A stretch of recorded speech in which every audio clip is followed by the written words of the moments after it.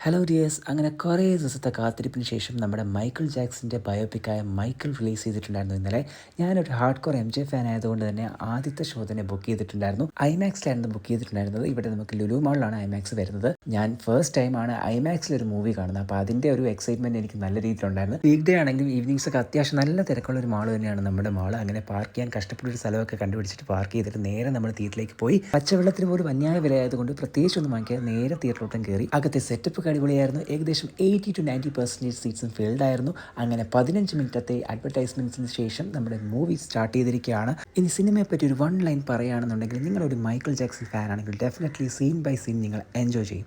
ഇനിയിപ്പോൾ നിങ്ങൾ Michael Jackson ആരാണെന്ന് അറിയാൻ ആഗ്രഹിക്കുന്നവരാണെങ്കിലും ഈ സിനിമ നിങ്ങൾക്ക് സാറ്റിസ്ഫാക്ഷൻ തരും. ഇനി ഇതിൽ രണ്ടിലും പെടാത്ത ആളാണ് നിങ്ങളെങ്കിൽ നിങ്ങൾക്ക് ഈ സിനിമ സ്കിപ്പ് ചെയ്യാവുന്നതാണ്. അങ്ങനെ മൂവിയൊക്കെ കഴിഞ്ഞ് ആസ് യൂഷ്വൽ നമ്മൾ ഡിന്നർ കഴിക്കാനായിട്ട് ഇറങ്ങി. അങ്ങനെ നേരെ ചിക്കിങ്ങിൽ പോയി അത്യാവശ്യം നന്നായിട്ട് ഫുഡൊക്കെ കഴിച്ചിട്ട് നമ്മൾ പാർക്കിങ്ങിലോട്ട് നടന്നു. അങ്ങനെ നടക്കുമ്പോഴും എൻ്റെ മനസ്സിലൊരു പാട്ട് ഇങ്ങനെ റിപ്പീറ്റഡ്ലി വന്നുകൊണ്ടിരുന്നു. മൈക്കിൾ ജാക്സൻ്റെ തന്നെ ഹ്യൂമൻ നേച്ചർ എൻ്റെ ഫേവറേറ്റ് സോങ് ആണ്.